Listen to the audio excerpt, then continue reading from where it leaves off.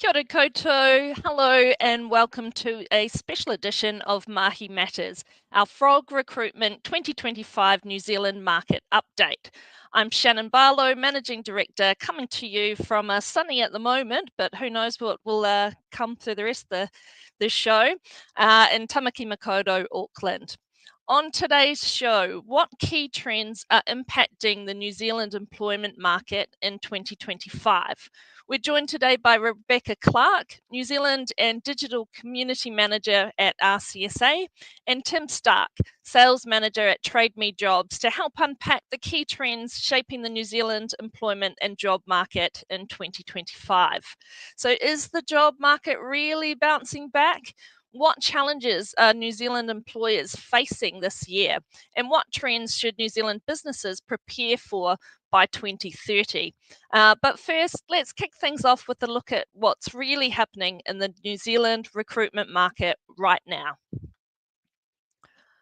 Well, that's the key question, isn't it? So I would say the New Zealand labour market is stabilising, but definitely not without its challenges. So the labour market this year is definitely in a phase of what I'd say cautious recovery. So job vacancies have dropped significantly, down 21.7% year on year in the March quarter, and that's marking 10 consecutive quarters of job ad decline. And while the number of available jobs continues to fall, the number of applicants is climbing sharply. So this reflects a more active job seeker pool in what is now a much tighter job market. Unemployment, as you know, has edged up to 5.1% in the March 2025 quarter, up from 4.4 a year earlier. But with two stable quarters behind us, there's hope that we've hit the peak and may see steady improvement from here. On wages, both the public and private sectors are seeing a slowing wage growth. So 2.6% in the private sector and 4.2% in the public sector, bringing out an average of 2.9% overall. But let's not forget the COVID era wage spike. So this softening is more of a normalisation of labour costs than a cause for concern. Encouragingly, wage growth is still slightly ahead of inflation, which is sitting at 2.5%. Now, at the start of the year, 51% of job seekers felt confident in their ability to find a job, but confidence has continued to soften since then. So, part of that shift reflects changing candidate behaviour. Many people in work throughout 2024 chose to stay put due to the uncertainty in the tough job market. As signs of recovery started to emerge in 2025, we've started to see a more organic flow of candidates entering the market, those already employed but now looking for better opportunities. On the employer side, confidence in finding talent has risen 20%, suggesting growing optimism. However, many employers are still grappling with the reality that more applications doesn't always mean better candidates, as high volumes of unsuitable applicants, including those without local working rights and issues with candidate reliability, still remain a challenge. So, what's driving recruitment in 2025? Replacement hiring remains the biggest driver, so responsible for over half of all recruitment activity. 35% of hiring is tied to business growth, which is a positive outcome there, up 10% year on year, and a sign that businesses are starting to shift their focus back to expansion. There really was that feeling of we must have bottomed out, let's get on with things and get back to business in 2025. Despite ongoing challenges, nearly half of employers feel very confident about hitting their business goals this year, while only 12% report low confidence. So, in summary, New Zealand's labour market is stabilising after several turbulent years. Auckland's beginning to recover from migration-driven disruptions, while Wellington is finding its footing after, of course, the pressures of the public sector restructuring. With improved business sentiment and a more active job seeker base, the overall outlook remains cautiously optimistic for the year ahead. Okay, so everything I've shared so far and what we're about to dive into comes straight from our 2025 Employment and Salary Trends report. This comprehensive report is built off thousands of survey responses from job seekers and employers across New Zealand, looking at the latest workplace hiring and job seeker trends. If you'd like a deeper dive into salaries, benefits, and leading trends across your market, request a copy by scanning the QR code on screen or click the link in the comments below. Okay, let's move along. So to break down more about what's happening in the market, we're joined first today by Rebecca Clarke, New Zealand and Digital Community Manager at RCSA. So the RCSA, the Recruitment Consulting and Staffing Association, is the peak industry body for recruitment and staffing in Australia and New Zealand, representing member firms and accredited professionals. RCSA promotes industry standards, drives professional practice, and provides education, support, and advocacy across the world of work. Kia ora, Rebecca. Kia ora, Shannon. Kia ora, everyone. Well, what a great way to set the scene just with that context behind us. So with all of the challenges that employers and businesses are facing and have faced, you know, in the face of all of this volatility and uncertainty and stress, there is the optimism, I think, that we're going to come out the other side of this better equipped for whatever is going to come our way. So resilience and anti-fragility, I think, are sort of the themes of 2025. Unemployment absolutely is a key talking point that we need to consider. And even though it has been increasing, the reality is that, there can be an expectation that more people available in the market means that it is easier to find jobs. And while this can be true in some situations, it's also true that businesses face a really tight labour market mismatch. Job seekers are available, but not always in the right place with the right skills. So skill shortages continue to persist. You only have to look at the ever-changing New Zealand immigration green list to actually see this, especially in healthcare, construction, education, and tech. Economic pressures from 2024 and the technical recession are still being felt, which is impacting hiring and investment. And there's also a lot of increasing complexity and compliance, even though, government moves are underway to actually reduce some of this regulation and bureaucracy. The reality that is businesses are trying to drive better performance, productivity out of their businesses, that they're really looking closely at what they can implement in the way of tech as well. And some of these changes and transformations, we're yet to really see the impact of these. So it is creating a lot of learning on the job, a lot of change and transformation through that. So the key areas that people are continuing to invest and look at are around staff retention, internal mobility, and workforce planning. So they're going to continue to be key focuses for businesses.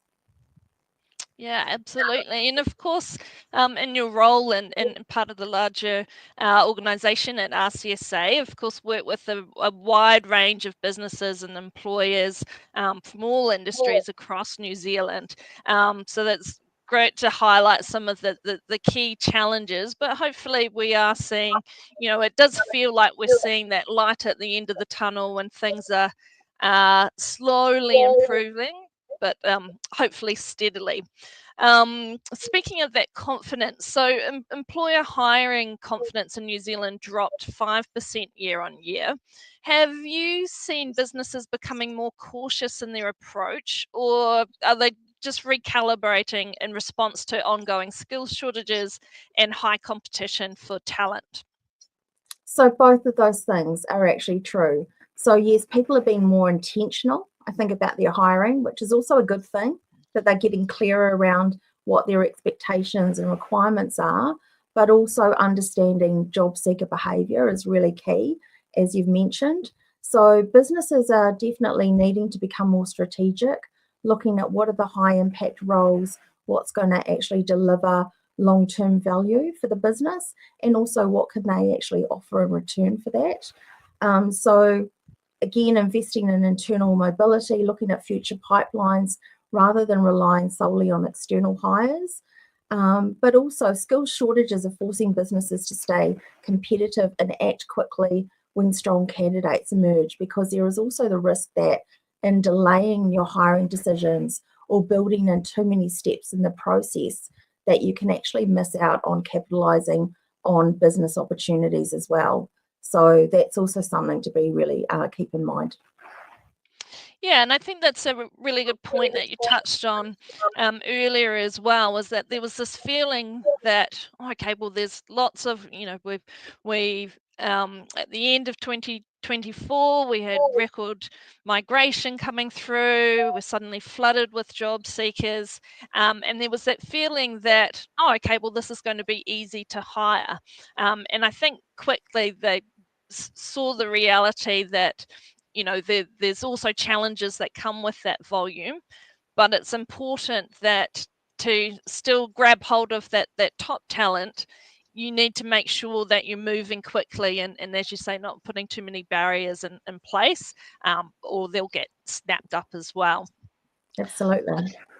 Now, flexibility, of course, remains a top priority for job seekers in 2025. How have you seen local employers responding to the work from anywhere trend? Are we going to see more geo-based pay scales, or is the national market still largely flat? The reality is that there's more customization, I think, happening in terms of specific employer needs as well, which is also pretty key. So employers need to look at things like cost of living, housing affordability. That's also going to play a big impact on how they can secure people for roles as well, and also impact on staff retention. And they need to be cross-developing trends in their sector, their industry, but also we're in a global talent marketplace still. So creativity and salary packaging is really important. Considering what other benefits your workers actually find valuable is key. So while hybrid and remote work options now are mainstream, especially in knowledge-based industries, employers continue to respond differently to this, and it's not always the employers that are driving people back to the workplace as well. There are also employees wanting to work together with colleagues on creative projects and that as well. So again, the whole notion of recalibration of remuneration strategies, I think, is really important, especially when the heat came out of the labour market. But again, there is this feeling that the tap will be turned on, and it's going to be turned on pretty quickly for businesses to be able to take hold of these opportunities. So they really need to be thinking about not just long-term strategies, but also in relation to individual roles that they're recruiting and requirements. So there is a priority, I think, from the remote options, output-focused performance measures as well. Yeah, I think a lot of businesses, a lesson that was learned that the one size fits all just isn't a solution, and you have to think about what's going to work for the business as well as the individuals, and to be able to kind of be flexible in that and create those good opportunities that will be seen as a benefit. Thank you so much, Rebecca, for those insights. Of course, we'll be bringing you back in a second, but I'd like to bring in our second guest today, Tim Stark, Sales Manager at Trade Me Jobs. So I'm sure you're all aware of Trade Me Jobs. It's one of the New Zealand's largest and most trusted employment platforms, connecting thousands of job seekers with opportunities across the country, with features like personalised job profiles, a comprehensive salary guide, and career advice resources. Trade Me Jobs supports Kiwis in finding the right fit for the next career move. Thanks for joining us today, Tim. Thanks for having me. No problems. So let's jump straight in. So I'm sure you have some great stats around things like job adverts and applications. So job advertising in New Zealand fell 10% in 2024. A really dramatic drop there. Yet candidate applications, of course, went the other way. So there was increased by more than that, so 18%. What does this tell us about the current labour market dynamics, and how do you expect this to evolve over the year? Yeah, so I mean, what we're clearly seeing here is an oversupply of candidates, right? Which is pretty typical for the kind of macro environment that we're facing at the moment. When I think about this, there's actually a couple of things that I find quite interesting, right? So it's worth pointing out that we are currently in a more employed recession than we have been in the past. So yes, unemployment's hit 5.1%, but if you look back historically, that's still quite low for the scale of the economic hardships that we're facing. And I think what we've seen here, and I've seen this time and time again, is employers took their lessons that they learned when going into COVID and coming out the other side on just how hard it is to acquire really talented staff.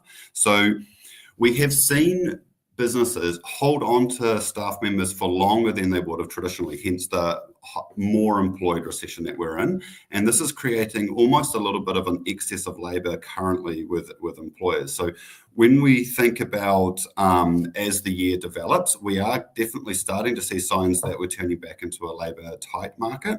And we're expecting that the hiring that will go on may be slightly delayed as businesses who are currently slightly, I guess, more abundant with the labour that they've got. Like they might have had one extra staff member that's really good that they're holding onto, they're spreading the work out, and as they get busier and busier and busier, they can still take that load.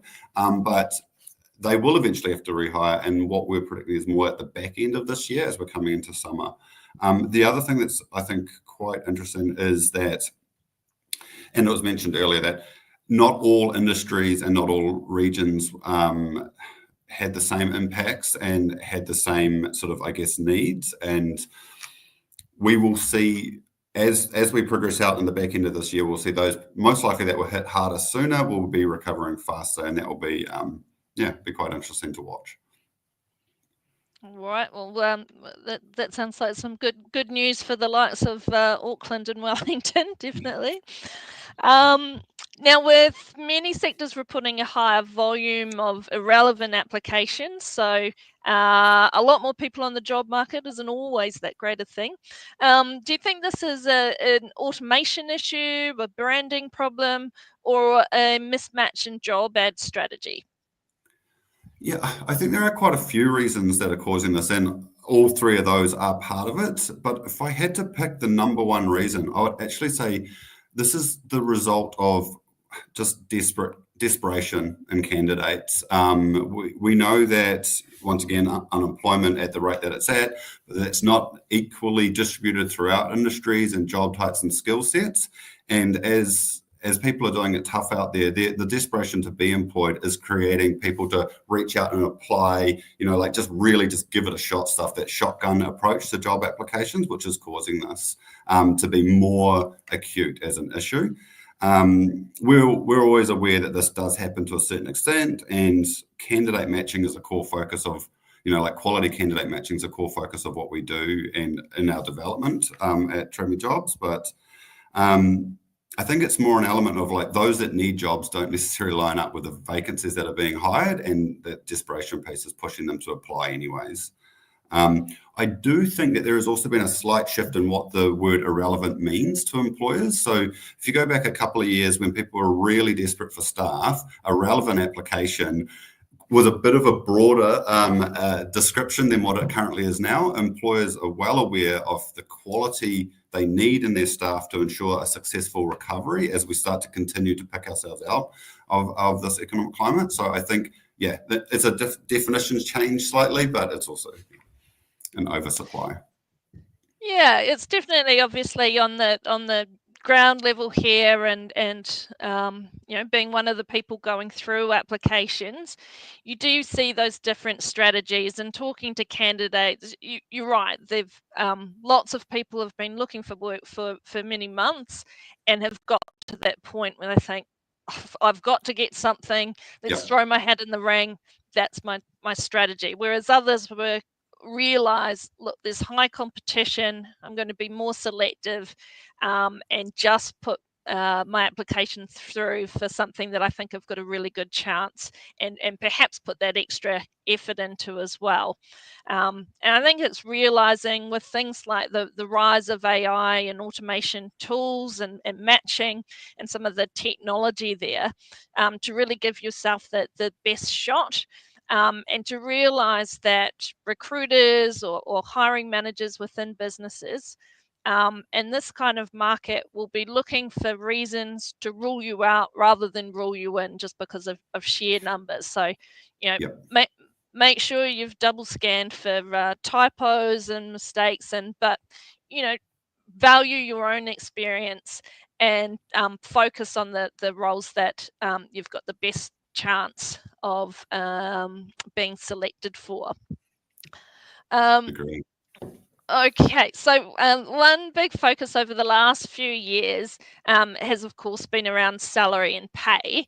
Have you seen any sort of shift in salary expectations across the New Zealand market? And what kind of feedback are employers sharing about rising candidate expectations, especially when it comes to pay, or perhaps other types of benefits such as flexibility and career growth? Yeah, so it's an interesting one. Like, I mean, I don't think pay will never be a hot topic. We have seen over the years that I've been at Trade Me Jobs, we have seen it shift positions in the top 5. From number 1, and it's gone down to like number 3 or number 4 when we do our big job hunter surveys. The thing I think that's really brought it back to the forefront is just the cost of living has made pay become slightly more relevant than other aspects that you'd look for in a job. But you did make a point. You also mentioned things around flexibility. We know that flexibility and career growth are very important to candidates. And in our last survey that we did, we actually found that there's quite a big mismatch between what employers think candidates are looking for and what candidates are saying that they're looking for. We've also seen salaries, the way that they've been advertised, like it has been steadily increasing every year. We have seen that didn't change last year. Like we still saw the average salary on site increase year on year. It is also sort of like good to point out that different regions, different industries results may vary, but notable growth has been in Auckland in specific, which also isn't super surprising because Auckland did take a bit more of a hit earlier on. So I think when we look at the feedback that we get from employers, I think in general in New Zealand, employers are quite forwards thinking in the way that they think about their staff and think about what it takes to bring on good staff and how to hold on to them.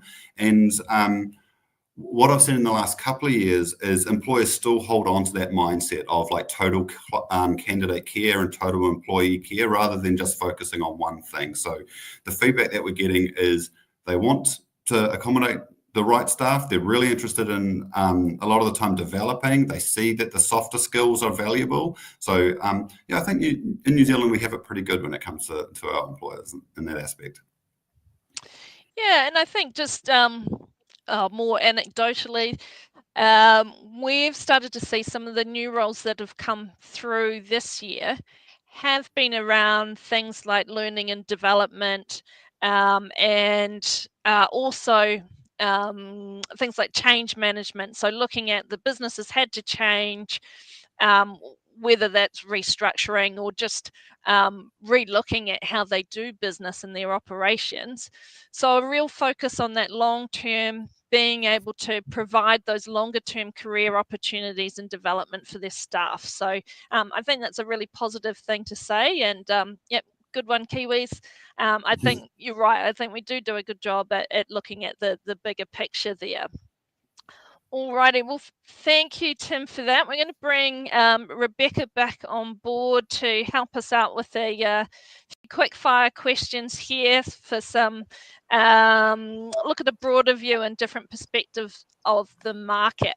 So to start it off, of course, one of the big focal points for many businesses across Aotearoa is the cost of living crisis. So how have you seen rising costs and, of course, economic uncertainty influencing hiring decisions in the New Zealand market? We'll start with you, Rebecca.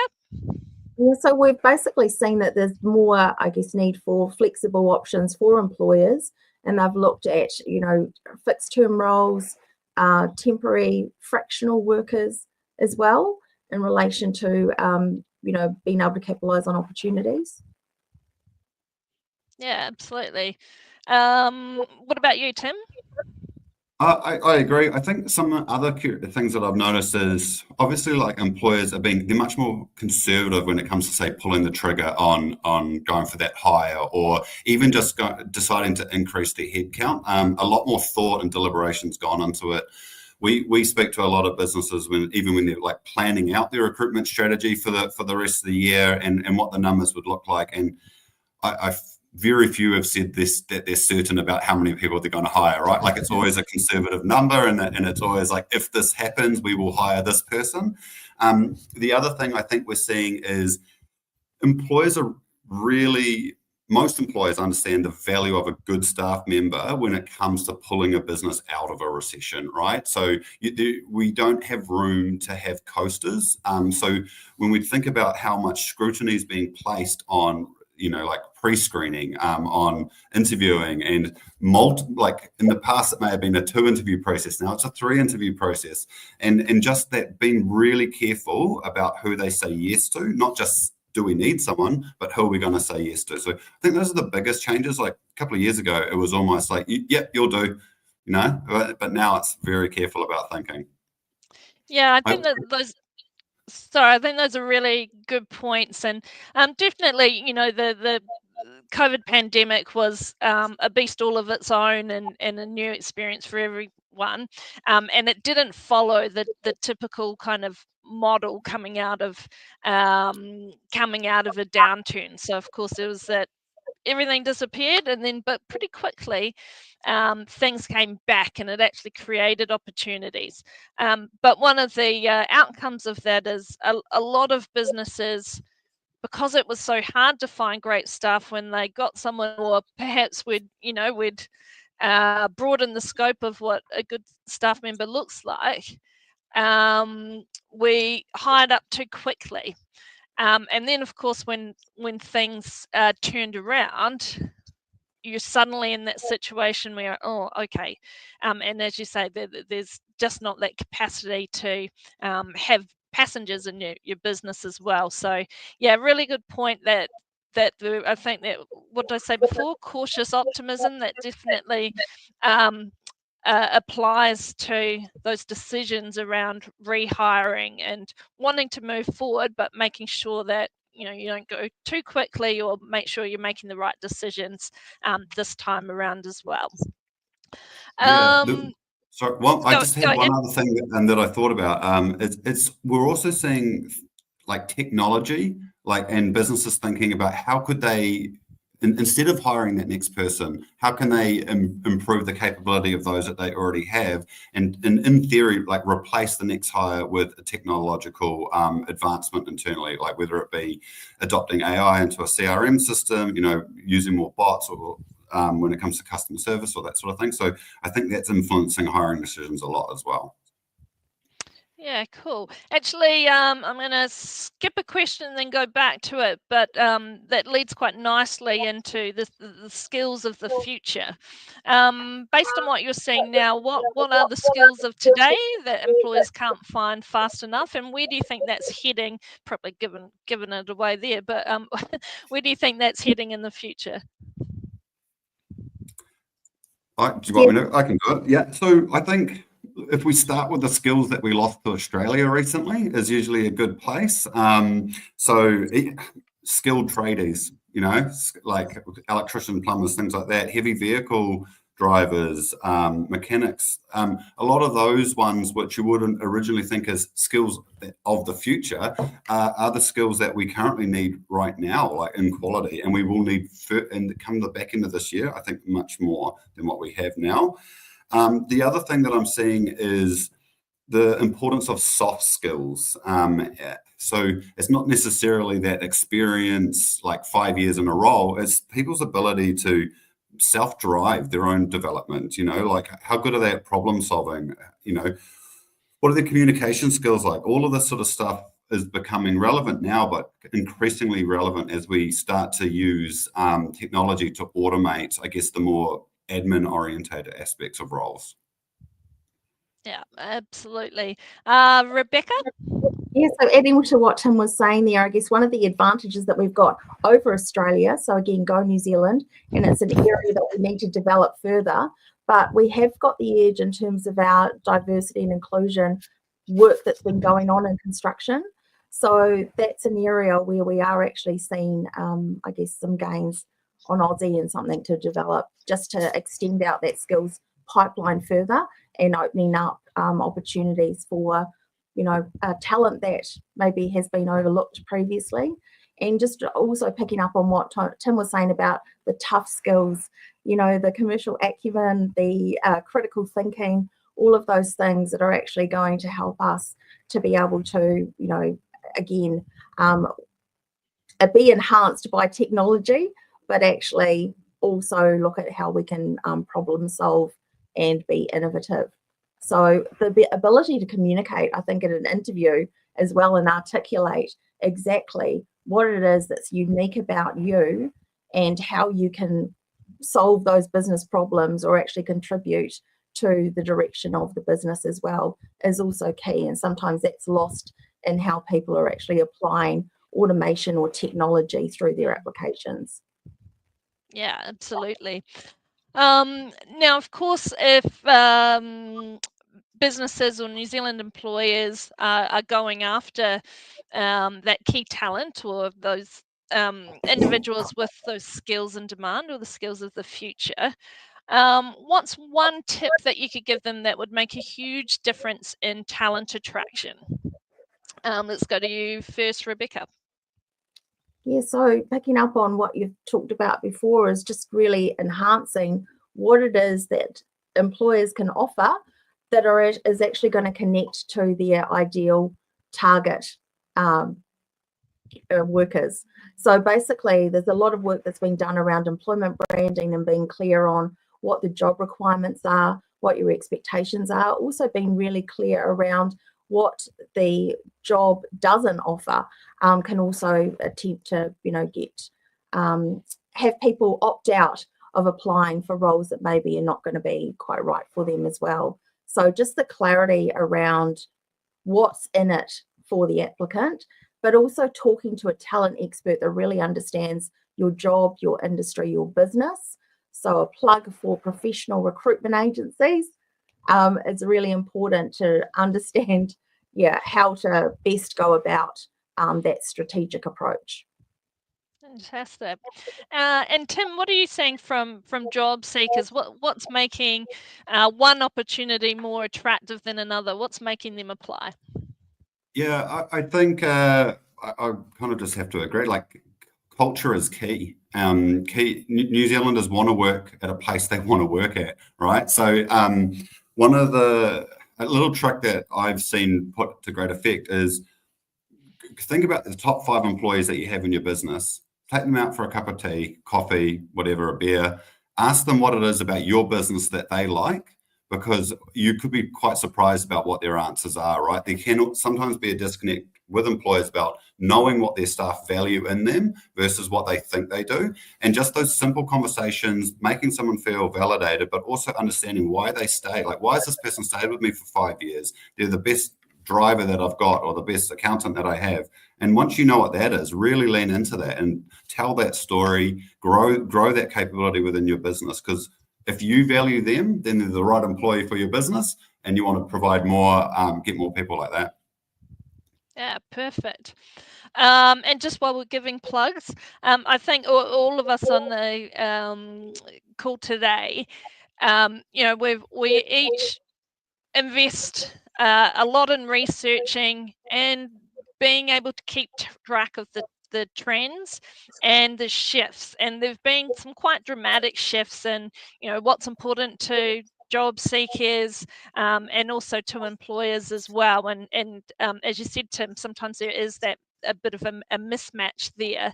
So, make the most of the resources from some great organizations and to be able to really pay attention to that data, because it could be an opportunity to give you the edge over some of your competitors in securing that talent. Now, we've talked a little bit about AI and automation. To what extent do you think the rise of AI is changing how companies manage the employee life cycle? So all the way from attraction and onboarding to performance and even exiting. Let's start with you, Rebecca. Well, look, it's definitely got the potential to improve lots of experiences for everyone within the business and also the people engaging with it. But also, I think businesses have been really cautious about what aspects they automate or they utilize AI in. There is, I guess, a concern that people don't want to be too late to actually utilize the tech. But again, some things that can be automated don't necessarily or should be automated. So thinking about where a human can actually add value into that process is really important. But again, some of the things that can be helpful in updating information. So we're seeing how people are actually crafting job ads, for example, how they're actually nurturing relationships, gathering information in order to make those in-person communications and conversations much more impactful as well. So there's definitely some benefits to be gained from that. Yeah, and your thoughts, Tim? I'm seeing quite a bit of experimentation, right? So like with everything, you've always got your early adopters and then those that are quite happy just to sit back and watch people learn, fail, and catch up. I agree with Rebecca, like the pace at which this is happening means that there is a lot of FOMO and people are like kind of wanting to, make sure that they're across everything. And it is important just to remember that human judgment is always going to be the most important thing when it comes to onboarding, managing, and offboarding staff, right? Like it's about people. So we need people as like the key part of the process. I think it's a double-edged sword, right? So we can see AI used in screening, which can be really good when we were talking earlier about like air quotes irrelevant applications, right? So using AI models to help filter that down can be really good. But one of the things that I remember from when I was a recruiter is if you don't read between the lines on a CV, you can actually miss out on the unicorns. So having a person then to check it will actually add value. We've seen really interesting stuff like CRM systems that are using AI to like streamline the process. I think ultimately it will be about how do we make this a more personalized experience at an individual level that we probably just couldn't do without the use of AI. No, some great points there. And of course, there's always lots of talks about whether AI is good or evil. It's a tool, so it's neither. It's about how you adopt that. And, as you've both said, it's really about being able to be smart and I guess considerate in how you adopt that so that it's freeing up time for the humans to do what they do best. But you still need both. Okay, so looking ahead to 2030, goodness, feels like we'll be there in a minute. What trends or shifts should New Zealand businesses be preparing for now, based on what you're seeing across the market? Let's go to you, Tim. Yeah, cool. I actually think we're going into quite an exciting time, and there's some massive opportunities there for those that want to grasp it, right? So when I think about this, I think about businesses making sure that they are being prepared for a skill short environment in New Zealand. I don't think it comes as a surprise to many that that's where we're going back to and probably most likely going to stay for quite some time, right? We will be reliant on immigration as a country and good a good quality, well done immigration in order to help bolster the skill gaps that we have. Also the advancement of technology and just making sure that we as businesses can keep up. Now, we just talked about AI. New Zealand, to me, has always seemed to be about 5 to 10 years behind the rest of the world when it comes to technology adoption. And I think the way that we've seen the pace in which AI is coming, like it's the new best thing, there's this sort of type of AI, then like 2 months later, it's, oh no, don't worry about that one, we've got this one. There is, I think, a real reality that if we don't, as businesses, stay up to date and on the forefront of that, the likelihood of being left behind could be quite large. And you could just have an overseas competitor come in who have learnt the lessons faster than you, and they'll just come in and dominate the market, right? So we need to stay competitive through staying in the forefront. It can be a bit scary because which do you invest in? Who knows? It seems, so there's a lot of complexity, but I think that's what makes it sort of interesting for me.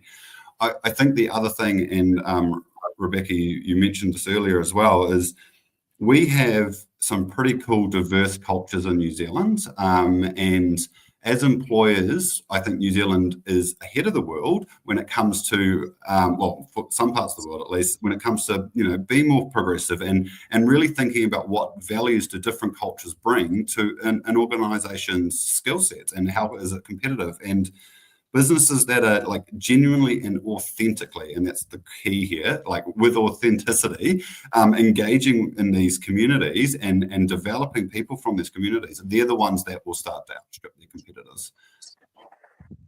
Yeah, I think so. Rebecca, what do you have to add? Also adding in the fact we've got an aging workforce. We've talked about talent that we're losing to Australia across all levels, particularly in, young workers as well. So really just tapping into those diverse communities, but also thinking about how we're actually going to be developing our workforce, because we're likely to have a shrinking talent pool and labour market as well. So reinforcing what Tim said about the need for immigration there. I think flexibility is definitely going to continue to accentuate in terms of hybrid work models and remote work, and also just around how we're actually having that human oversight. I think in the technology that we bring in as well is also going to be a big thing to look at. ESG, so environmental, social governance factors.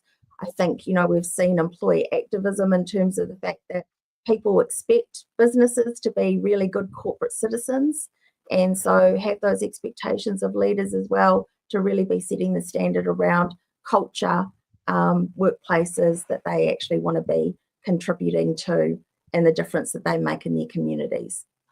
Really key. Yeah, absolutely. And one of the trends that we look at in our 2025 market report is looking at the changes. I think we go back over the last 5 years on what's important to job seekers or employees, and again, what businesses think is important to them, and looking at the potential mismatches there.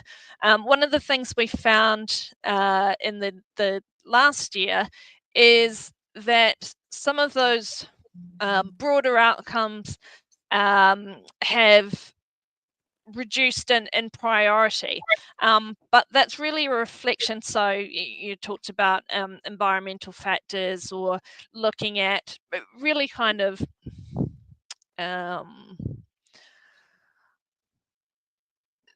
the essence of the business, or the way that they do things, and making sure that they're doing right by others, both their employees and the way that they run their operations. And it doesn't mean that those things aren't important to job seekers or employees anymore. It just means they're a bit less likely to bring them up in an interview or when they're going for a job at the moment, because the priority is that stability and securing the job in the first place. So the the businesses and organisations that can recognise the importance of those broader values and the way that they operate will definitely come out on top and kind of paves the way for the future as well. Well, that is it for the grilling, guys. We'll take you off the hot seat there. Thank you so much to both of you for your time today and giving us some really incredible insights into this market and the future to come. Of course, if anyone watching today wants to reach out to get in touch with either Rebecca and RCSA or Tim and Trade Me Jobs, you can visit the comments for all the information below. I'm sure they'd love to hear from you. Thanks once again for coming on board, helping me digest all this and to share your information. It's really appreciated. Okay, so just a reminder that all the insights shared today are based off our 2025 Employment and Salary Trends report. If you'd like a deeper dive into salaries, benefits, and workplace trends across the market, you can request your copy by scanning the QR code on screen now, or of course, clicking the link in the comments below. So lastly, whether you're looking to grow your career or build your team with the right talent, Frog Recruitment can help. As an award-winning recruitment agency, we operate across New Zealand with offices in both Auckland and Wellington, proudly recruiting for over 23 years in Aotearoa. Whether you are wanting to find the right talent for your team or take the next step in your career, the Frog team are here and happy to help. So contact details are on screen now, or of course you can also see the links in the comments to reach out to one of our teams today. That is it for today. Thank you so much for joining us for our special New Zealand market update, and I'd love to see you back again next time.